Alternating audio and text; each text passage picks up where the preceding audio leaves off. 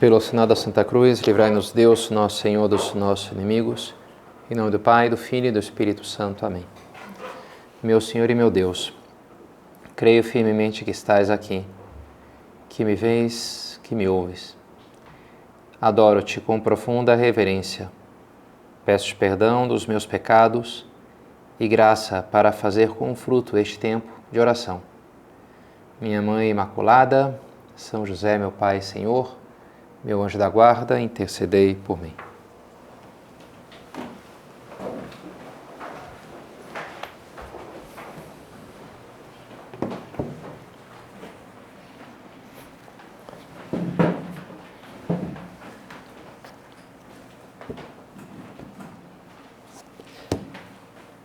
Seguia-o uma grande multidão do povo, bem como de mulheres, que batiam no peito e choravam por ele. Um tema que eu escuto já desde pequeno, e vocês escutarão também, esse tema das profissões que vão desaparecer, com a tecnologia, com as mudanças sociais. E recentemente tem voltado essa questão, especialmente com a questão da inteligência artificial. Estamos todos deslumbrados com chat GPT, essas coisas assim, uau! Então significa que tudo vai mudar, então tais profissões vão deixar de existir. E, bem, é um processo que realmente vai acontecendo. Algumas surgem, outras desaparecem. Algumas profissões, no entanto, parecem ser, perseverar ao longo da história com uma força, com uma profissão que me chamou a atenção, bem diferente, que me parece bem antiga, é a profissão dos pranteadores ou das carpideiras, que são, sobretudo, essas mulheres contratadas desde os tempos mais remotos para chorar em enterros. Isso é uma carpideira. Se você estiver procurando uma profissão, está aí a opção para você, E é um negócio antigo, porque acho que hoje ainda tem, não sei se no México, algum lugar, tem lá na Coreia, tem coisa assim que você tem que chorar, Então põe ali o pessoal para chorar e já na Bíblia, no Antigo Testamento, é citado em 3 livros diferentes, aparecem as tais carpideiras, como uma coisa tem mais de 2000 anos, Uma profissão, você vê que alguma estabilidade tem esse assunto aqui, Alguma perseverança. Talvez a gente pudesse até pensar numa versão mais atualizada, online, de apenas R$ 9,99 por mês, eu garanto 200 curtidas ou visualizações, Tem aqui um pessoal que simula que está acompanhando, que está sintonizado, não sei se daria certo, não vou me lançar nesse tipo de negócio, mas... Agora, indo para a morte de Nosso Senhor, ele não teve um funeral propriamente, mas o seu encaminhar-se para o Calvário foi quase que uma procissão funerária, dá para a gente pensar, Aquelas pessoas ali não levando um caixão, que ele ainda estava vivo, mas ele mesmo ainda carregando a sua cruz, e não faltou ali também algumas mulheres, como diz aqui o Evangelho, que choravam por ele, que choravam por tudo aquilo que ele ia enfrentar, E essa é, então, a 8ª estação da Via Sacra, as santas mulheres chorando pelo Senhor que passava com a cruz. Hoje, então, queria me deter um pouco nessa estação, na 8ª estação, e na 10ª, que é aquela estação que Jesus é despojado de suas vestes. E me parece que é uma conexão interessante. Vou falar primeiro sobre a 8ª estação, depois essa conexão entre as duas e depois um pouco mais especificamente um ponto da 10ª estação propriamente, E isso das mulheres que seguiam Jesus está narrado em São Lucas, diz assim: seguia uma grande multidão de povo, bem como de mulheres que batiam no peito e choravam por ele. Jesus, porém, voltou-se para elas e disse: mulheres de Jerusalém, não choreis por mim, chorai por vós mesmas e por vossos filhos, porque dias virão que se dirá: felizes as estéreis, os ventres que nunca deram à luz e os seios que nunca amamentaram. E então começarão a pedir às montanhas: caí sobre nós, e às colinas, escondei-nos. Pois se fazem assim com a árvore verde, o que não farão com a árvore seca? Há estações anteriores que já meditamos, onde aparecem mulheres na Via Sacra, em concreto 2, a estação de Nossa Senhora, quando encontra com Jesus na cruz, muito emocionante. E outra também muito bonita, que é a da Verônica, que limpa o rosto de Jesus com seu véu. E são exemplos bonitos dessa sensibilidade. As mulheres têm uma sensibilidade maior para o sofrimento, né, humano, me parece, do que os homens. E elas são esses símbolos, esse exemplo, esse modelo, como a gente deve ter isso também, sensibilizar-se diante do sofrimento de Cristo por nós. Agora aqui Jesus parece dizer, apontar numa outra direção. Não choreis por mim, diz ele. Chorai antes por vós e pelos vossos filhos. O que ele quer dizer? Não é bom chorar? Claro que é bom chorar por ele, e é muito importante, né? E isso fez muitos santos. Compadecer do sofrimento de Cristo, que aquilo me fira o coração, isso é muito importante. Pelo padecimento em geral de algum ser humano, ainda mais do ser humano inocente, do Cordeiro sem mancha, que está morrendo por amor a mim, não há dúvida. Mas aqui, Nosso Senhor parece querer direcionar esse sofrimento, quase que espontâneo, para que talvez ele seja mais frutuoso, para que ele nos ajude mais. Ele diz, justifica dessa maneira, né? Pois se assim se trata o lenho verde, assim a madeira, a árvore verde, que farão eles com o seco, com a árvore seca?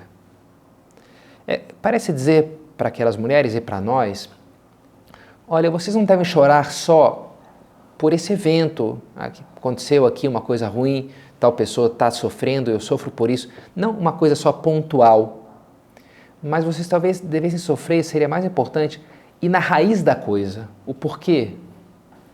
Que é isso, o porquê do sofrimento meu e de vocês, esse sofrimento que já existia antes da morte de Jesus e vai continuar existindo também depois da sua morte, né? E que tem essa raiz, essa fonte no pecado. Esse é o ponto, né? Chorar por isso, pelo pecado. E é importante chorar pelo pecado. Pelo pecado que há em nós. O pecado não é uma entidade genérica, não é um vírus flutuando no ar. Não, é algo que está no meu coração. E por isso chorar por ele pode ser uma maneira de justamente me purificar dele. Chorai por vós e pelos vossos filhos. É o que nos fala Jesus, né? Isso é que você tem que vencer. O que é o pecado? O pecado a gente diz que é uma ofensa a Deus. Mas é uma ofensa a Deus porque antes é uma ofensa ao homem. Por que o pecado fere o coração de Deus? Por que fere? Porque fere o coração dos homens que são amados por Deus. Como a gente sabe, Deus é infinito, todo-poderoso, imortal, etc. Teoricamente, a gente não poderia atingir a Deus. Quando os gregos falam, né, dos deuses, bem, estão muito por cima. Você acha que você vai, né, me machucar? Eu estou muito superior, muito mais forte. Você não é ninguém para me ferir. O fraco não consegue ferir o forte. No entanto, sim, na mitologia grega, os homens eram capazes de chatear os deuses e provocar a ira deles, tipicamente porque aqueles deuses compartilhavam alguns espaços do mundo com os homens. Não eram tão deuses assim, eram só como que seres humanos muito mais poderosos, né? A Odisseia de Homero fala que uma hora eles param numa ilha, tem lá umas vacas e umas ovelhas. Vocês não podem tocar nessas vacas porque são do deus Hélio, do deus Apolo. Se tocar, vão acabar incorrendo na ira divina. E, tipicamente, né, é o que acontece. Aí Apolo se ira com eles e começa a persegui-los, né, porque eles não têm esse cuidado.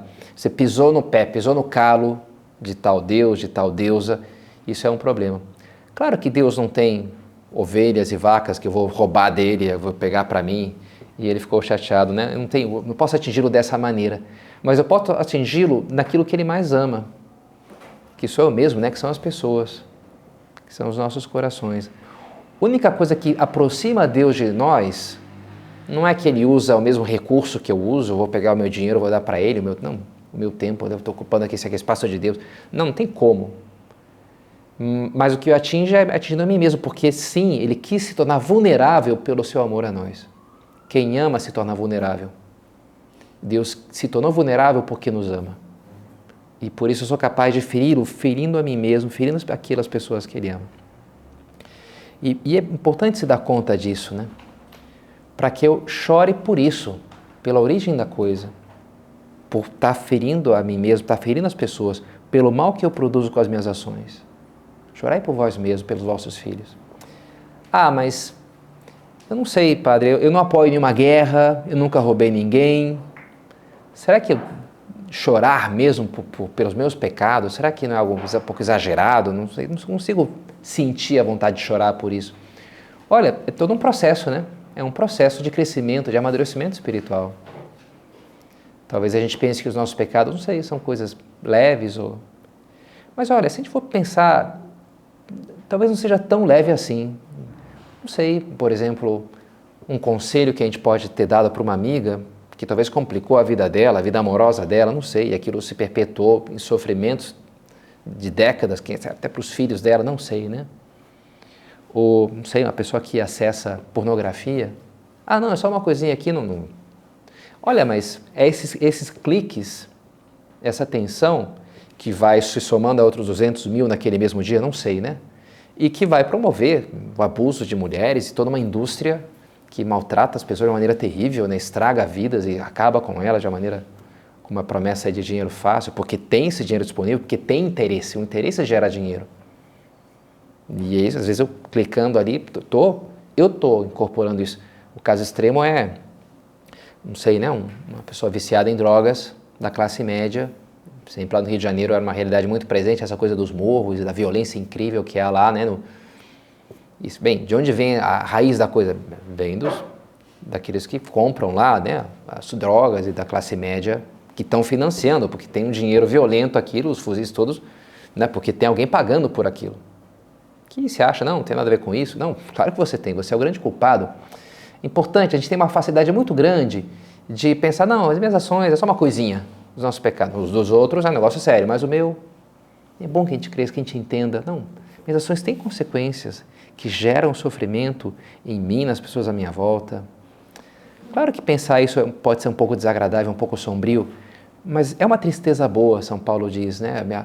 Existe uma tristeza boa, que é a contrição, que é o arrependimento. É uma boa tristeza. Uma música dessa banda, Queen, chama-se Is This the World We Created? Este mundo que a gente criou. É uma música triste, assim, falando dos problemas do mundo. E uma hora fala, if there's a God in the sky, se tem um Deus no céu, o que será que ele estará pensando vendo esse mundo que a gente criou, né? Todas essas coisas tão feias que a gente fez. Né? E é verdade, né? O que está pensando? Bem, qual que é a resposta? É que ele veio a esse mundo e ele carregou esse sofrimento nos seus ombros, na sua cruz. Ele quis vencer todo o efeito da nossa malícia, abraçando isso em si. E nos pediu para fazer o mesmo, de certo sentido, para que a gente saiba sofrer também pelos pecados nossos e das pessoas à nossa volta. É um bom sofrimento, esse daí. E por que é bom? Qual que é o efeito positivo disso? Por que isso é importante? Aí a gente passa então para a nossa segunda ideia, que eu acho que pode ser oportuno já enunciar então a 10ª estação, porque uma coisa conecta com a outra. Qual que é a 10ª estação? Jesus é despojado de suas vestes. Ele carregou com a cruz, termina então o caminho, né, a via propriamente, a via crucis, a via sacra. Ele deposita a cruz no chão e antes de ser pregado na cruz, que é o que vai acontecer em seguida, os soldados têm que tirar a roupa dele, ele despido das suas vestes. Usava 2 peças tipicamente, uma túnica e um manto. O manto eles rasgam em 4 partes, eram 4 soldados. Pega aí você essa parte, pega... Agora, quando chegam na túnica, eles veem que a túnica não tem costura. É uma peça só, não tem essas costuras assim, né? Que é muito mais fácil você fazer as peças e depois juntar. A túnica de Jesus, assim como a túnica do sumo sacerdote, era de uma peça só, que dava um trabalho incrível para fazer aquilo. Né? Nossa Senhora terá feito com muito esforço aquela túnica de Nosso Senhor. Por isso era algo valioso e para não perder aquele valor, ao invés de rasgá-la, eles sorteiam. Pega ali uns dados, sei lá, como é que eles lançam as sortes, cai num ali que ganha então a túnica de Cristo. E é uma imagem interessante, trazendo também para uma leitura assim simbólica, espiritual, do que deve acontecer conosco também. Esse choro pelos nossos pecados é um despir-se, em certo sentido, despir-se dos nossos pecados. A gente começou falando das carpideiras, e é interessante, né, lá no Rio Grande do Sul tem uma expressão que é carpir um lote. você não quer, vai lá carpir um lote, que é tipo quando a pessoa está te incomodando, você fala, cara, você não quer, o que é carpir? É tirar o mato né? É arrancar, né? Tipo, vai ver se eu estou lá na esquina, vai carpir um lote lá, né? que eu tô, você tá já, né? O negócio aqui tá, vai fazer uma coisa de útil na tua vida, um pouco assim, né? Vai carpir. E carpir tem o verbo carpir, curiosamente, né? Tem esse duplo sentido que não tem muito a ver, né? Um é chorar, lamentar-se, e o outro é arrancar, justamente. Mas é interessante, né? As duas estações aí, o choro nos despe de alguma maneira, arranca o pecado que há em nós. Se eu choro pelo meu pecado, né? Quando eu sofro pelos meus pecados, aquilo pode ter um efeito muito positivo de arrancar algo ruim que há em mim. Não é à toa que a gente sente uma certa satisfação em que o malvado seja punido. Termina a história lá, o do mal, no final se deu mal, né? É importante, né? Se não fica algo, está faltando aqui. O cara aprontou, fez tudo errado e depois ficou ileso. Peraí, essa história não terminou ainda, né? Precisa de alguma maneira fechar. Por que a gente tem essa satisfação? Por um instinto de vingança, de crueldade? Bem, pode entrar, e muitas vezes entra, talvez uma coisa assim, né?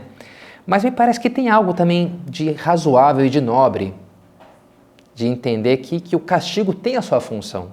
Quando uma criança é castigada pelos pais, não é que os pais são maus, mas eles entendem que, bem, se eu deixo barato, ela não vai entender que aquilo estava mal, né?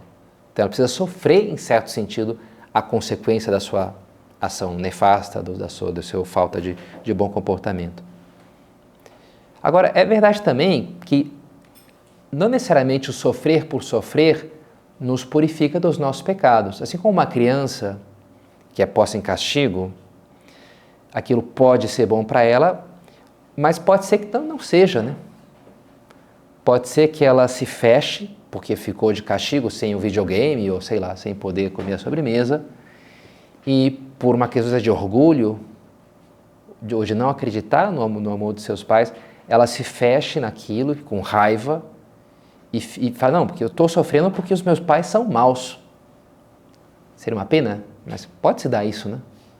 Porque a minha mãe me implicou, porque meu pai não sei o quê, e a pessoa fica com raiva, que só porque eu sou fraco, então eu sou injustiçado porque eles são mais fortes, mas espera só para ver quando eu tiver o tamanho deles. Não sei, né? A gente pode imaginar, e já vi algum caso, de uma criança que vai crescendo alimentando uma coisa assim de revolta e de ódio, né?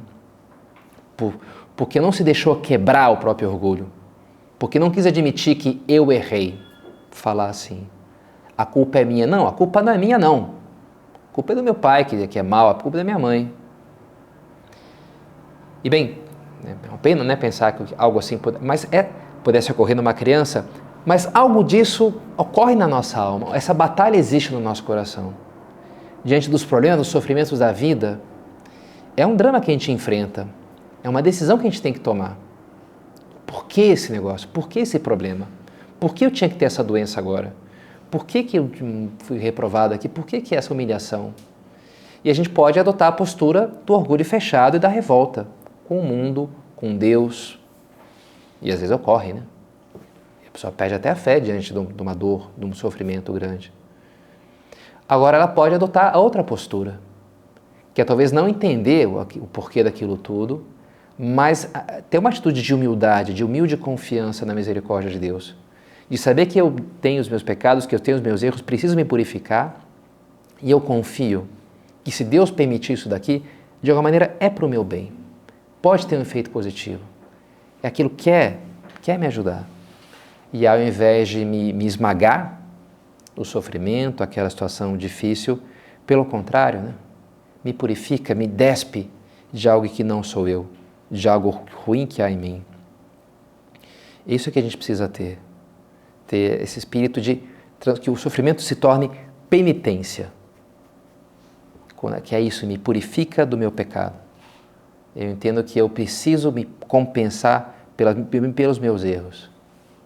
Jesus, ele fala quando fala da videira e dos ramos, quando um ramo que está unido a mim, não, começa no comecinho desse capítulo, se é um ramo que está unido a mim não dá fruto, meu pai corta e joga fora, como a videira que seca. Se dá fruto, ele o poda.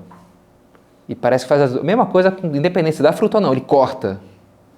Só que um é podar e o outro é cortar, arrancar e jogar fora, né? E é isso que define, né? Se eu aquele sofrimento, eu continuo me agarrando em Deus, confiando no seu amor a mim, ou eu solto desse amor. E o sofrimento se torna estéril. O ramo que é arrancado, ele seca e morre, não dá mais fruto. Agora, se ele se agarra, por mais que esteja sendo ali sofrendo os cortes, né, a poda, ele vai dar fruto, ele vai melhorar. Já vi alguma árvore, né, que pedia para que podasse, vai morrer, né, cortou tudo aqui. E daqui a pouco aquilo, né, desabrocha com uma força assim maior, né, e nasce, renasce, porque tem ali seiva, porque tem força. E é o que o sofrimento pode fazer conosco. Se a gente se agarra em Deus, a gente vê como a pessoa ali cresce muito, se ela confia e faz com que, de fato, espiritualmente deslanche muitas vezes, né? Se ela confia em Deus e abraça aquilo com humildade, com confiança em Deus. E é esse processo que fala São Paulo aos Efésios. Quanto à antiga maneira de viver, vocês foram ensinados a despir-se do velho homem, que se corrompe por desejos enganosos, e a serem renovados de modo de pensar e a revestir-se do homem novo, criado para ser semelhante a Deus, em justiça e em santidade provenientes da verdade. E a terceira ideia que eu queria comentar, esse despir-se, que é a dor, que é o desprender-se do pecado, termina num aspecto positivo, que é o revestir-se de Cristo. E é bom, quando a gente está no meio de um processo custoso, doloroso, que a gente pense no fim, que a gente pense que isso aqui vai terminar bem, que tem uma coisa positiva de trás daquilo. E como é que é esse processo? Bem, alguns animais têm essa coisa da troca de pele, deixam ali as cobras, eu já encontrei alguma pele de cobra aí, né? Não faz muito tempo, para ser sincero, mas... E alguns bichos têm... Deve ser uma sensação curiosa, você trocar a tua pele, né? E pôr outra ali, né? Mas a roupa tem algo disso, né? Uma segunda pele, assim, né? Que às vezes pode estar bem grudada, inclusive. Eu estava escutando aí sobre o Império Romano e toda a coisa dos bárbaros. E o pior dos bárbaros eram os hunos, que eram temidos pelos vândalos e pelos ostrogodos, porque os hunos esses sim, eram bárbaros, super bárbaros, né? E uma da descrição lá antiga é que eles, para se vestir, eles matavam animais, tiravam o couro, e vestiam aquele couro e não tiravam mais o couro, até que apodrecesse, né? E já não caía sozinho praticamente, porque ele não tirava aquela roupa, né? Dormia com aquilo, banho, como assim banho? Que história é essa, né? Então, mais próximo a nós, eu escutei alguma história, não sei se da Primeira ou da Segunda Guerra, que também os soldados ficavam ali semanas sem poder tomar banho e trocar de roupa, né? Então depois, quando ia arrancar aquilo, estava grudado, e deve ser uma coisa meio dolorosa, não sei, né? Com toda a lama, Imagina essa cena, uma boa senhora pegando um menino de rua que não toma banho aí também há séculos, então vem cá, deixa eu te dar um banho aqui, e talvez aquilo lhe doesse para aquela criança, né? Falei, não, porque tem que raspar, sei lá, né? Tem que tirar aquela crosta ali, e é uma imagem do purgatório, do que o sofrimento pode fazer com a gente, que custa arrancar, mas depois, imagina o alívio que sentiria aquele menino, ou sei lá, não sei se o Uno, mas o soldado lá que volta da guerra e pode tomar um banho. Que delícia, que liberdade, né? Tirou um peso literalmente que eu estava carregando, não só das costas, mas da coxa, dos braços, de tudo quanto é lado, né? Que aquele negócio estava já me dificultando a vida. E quando tira aquilo, vem a liberdade. E é esse processo que Deus quer fazer conosco, arrancar o pecado que é em nós, por mais que doa, por mais que pareça uma segunda natureza, parece que é a minha pele, não é a minha pele. É que eu sou assim, não. Ok, uma parte de você é assim, mas não é a parte mais autêntica. Esse processo de purificação, de conversão, poderia ser um pouco paralisado por essa convicção equivocada da nossa feiura. De não querer olhar para dentro de mim mesmo, não querer despir-me. Porque eu noto em mim, porque eu sou feia, né? Eu carrego umas coisas aqui que são muito vergonhosas, né? E como é que eu vou chegar lá e me confessar? Não sei, né? Como é que eu vou chegar lá e tratar esse assunto na direção? Como é que eu vou pensar nesse assunto? Me apavora pensar na minha feiura. Eu não quero, então eu fico com vergonha, eu fecho. Agora, a convicção mais própria, nossa, o cristianismo é uma religião da esperança, do amor de Deus. E se eu carrego essas coisas feias que há em mim, que sim carrego, do coração do homem brota o que mancha o homem, e não só exteriormente, mas já dentro do meu próprio coração, também temos a convicção de que o próprio coração, a alma humana, tem muitas camadas diferentes. E a camada mais interna que há em mim, o que há mais profundo ali é o amor a Deus. É a sede de amar e ser amado. O homem novo sou mais eu mesmo do que o homem velho. Essa ambiguidade que a gente carrega, coisas boas e coisas ruins. O que é mais próprio meu é o bom. Recentemente, acho que traduziram para o português esse livro Deuses Partidos, acho que é de um americano, em que ele fala dos 7 pecados capitais e ele rastreia, é interessante, assim, cada pecado ele rastreia para um impulso bom, nobre que há em nós. De amar, de ser amado, de ser relevante, uma coisa boa. Mas, claro, isso desviado gera, sei lá, né, a luxúria, a avareza, a ira, um desejo de justiça, mas que acabou gerando isso porque foi desordenado, desviado. Mas isso aqui tem uma raiz boa. E é interessante isso daí, tem uma raiz boa. No fundo, a nossa raiz é boa. Ok, se desvia, quem sabe, que de fato acontece, né? Mas o que está até na raiz do meu pecado é um desejo de amar a Deus, que Deus colocou lá dentro. E esse é o meu eu mais autêntico. E é bonito pensar isso porque eu posso me despojar, me despir, porque quem sabe, não, mas eu despindo eu encontro o pecado, tá? É que você precisa tirar outra camada ainda. Isso ainda não é a tua pele, entendeu? É outra roupa que você tem que arrancar, né? É outra que você precisa. Se você for arrancando, não vai sobrar nada, não. Sobra, né? Vai sobrar ali o amor de Deus que a gente... A sede de amar e ser amado. E é importante ter essa convicção para justamente perder o medo. E perder o medo, fazer isso das mãos de Nosso Senhor. Esse processo de despir-se o homem velho e o homem novo, é Jesus que nos conduz por isso, né? Videira e o ramo. Eu me agarro nele, o ramo ainda na videira. E aí está a minha identidade. Eu morro com Cristo para renascer, ressuscitar com Ele, diz tantas vezes São Paulo, né? Mas eu preciso, para viver, eu preciso morrer. Está disposto a despojar-me, para depois receber a túnica branca, que usam, São João vê lá os santos no céu, com uma túnica resplandecente, como a de Cristo na transfiguração. Para isso eu preciso antes despir-se do homem velho, despojar-me dos meus pecados, das minhas coisas ruins. De São João da Cruz, desce se queres subir. É preciso perder para se ganhar. Perder a vergonha. Adão, o primeiro homem, peca e se cobre porque ele encontra em si a malícia e o pecado. É uma coisa vergonhosa, como nós encontramos. Mas na medida em que eu sou capaz de vencer o medo e despir-me dessas coisas, é que eu vou dar espaço para que surja o homem novo, para que possa Cristo estar junto a mim. Bonito uma via sacra escrita por uma espanhola, Ernestina de Champursin, que ela pertenceu ao Opus Dei, foi exilada para o México pela ditadura do Franco, depois voltou, e ela era poetisa, né? E escreve uma via sacra simples, singela, acho muito bonita assim. Nessa estação, da 10ª estação, diz assim: algo ampara a tua nudez da violência.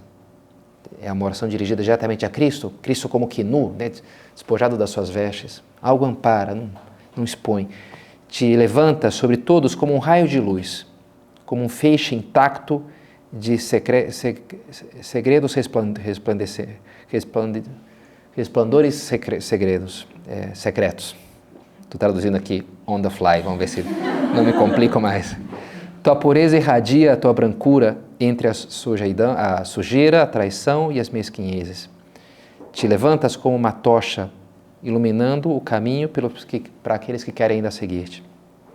E entre tantos rostos que deformados pela ira, o ódio e a avareza, és indefeso, salpicado de injúrias, o único sinal de paz. Bendita brancura da tua frente ensanguentada, do teu corpo ferido, limpa-nos, Senhor, com o teu olhar, purifica até o último recanto das nossas mentes, grava-te nelas, no silencioso, intocado. Bonita, enfim, acho que a minha leitura não ajudou muito a manter o clima poético da coisa, mas é bonita essa luz, né? Jesus não é escuridão, e de alguma maneira ele me ilumina e se imprime na minha alma, na medida que eu me abro com valentia. Olha, isso aqui é o que eu tenho, essa aqui é a minha miséria. E ele vai então tirar aquilo ali, vai me colocar então uma roupa nova, vai me colocar um anel no dedo, vai fazer a grande festa, né, no céu, porque eu pude finalmente me despojar do homem velho e assim me revestir dele, do seu amor, da sua pureza. Jesus, a túnica que ele usava foi, a gente pode pensar, né, costurada por Nossa Senhora, por sua mãe, que assim que ele nasceu, já diz o Evangelho, o envolveu em paninhos, já é típico das mães, né? As mulheres, ela veste o seu filho. Quando morre, Jesus é envolto no sudário, Maria recebe o cadáver dele na sua cruz, nos seus braços, e o sudário que se conserva, eu acredito em Turim, né? Até os dias de hoje, aquele sudário. Nossa Senhora está vestindo o seu filho com o seu amor, com as suas lágrimas, com a sua compaixão. Então, pensamos ela que também nos ajude a olhar para o Senhor com valentia, ainda que aquilo me fira, para que isso realize esse processo também que há em mim de despir-me do homem velho para revestir-me cada vez mais do homem novo que é nosso Senhor.